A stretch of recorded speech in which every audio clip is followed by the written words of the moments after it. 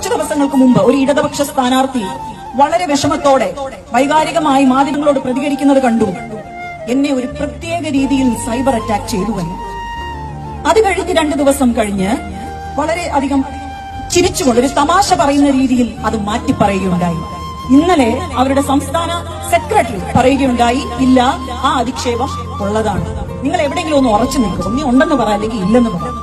പക്ഷെ നിങ്ങൾ ഓർക്കേണ്ട ഒരു കാര്യമുണ്ട്, നിങ്ങൾ ഈ നാടകം കളിക്കുന്ന ഈ കേരളത്തിലുണ്ടല്ലോ, ഒരു തെറ്റും ചെയ്യാത്ത ഒരു സാധു മനുഷ്യനുണ്ടായിരുന്നു.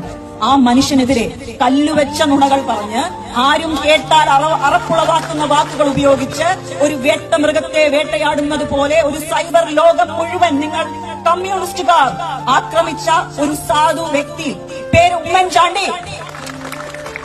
അന്ന് നിങ്ങളുടെ ക്രൂരതകളെല്ലാം ഒരു പരിഭവം പോലും ഇല്ലാതെ ഏറ്റുവാങ്ങിയ അദ്ദേഹം ഈ കേരളത്തിലുടനീളം ഉറക്കം മറന്ന്, ഭക്ഷണം മറന്ന്, ആരോഗ്യം മറന്ന് ഈ ജനങ്ങൾക്ക് വേണ്ടി ഓടി നടന്ന അദ്ദേഹത്തോട് കാട്ടിയ നെറികേട് കേരളത്തിന്റെ ജനത മറന്നിട്ടില്ല, മറക്കുകയുമില്ല. അതുകൊണ്ട് അന്ന് അതൊക്കെ കണ്ട് ആസ്വദിക്കുകയും പ്രോത്സാഹിപ്പിക്കുകയും ചെയ്ത നിങ്ങളടങ്ങുന്ന കമ്മ്യൂണിസ്റ്റ് നേതാക്കന്മാർ ഇപ്പോൾ പരാജയ ഭീതിയിൽ തോൽക്കുമെന്നായപ്പോൾ പുതിയ കഥകൾ മെനഞ്ഞ് മുതലക്കണ്ണീരൊഴുക്കി വന്നിരിക്കുകയാണ്. ഇതൊന്നും ഈ കേരളത്തിൽ വിലപ്പോവുകയില്ല.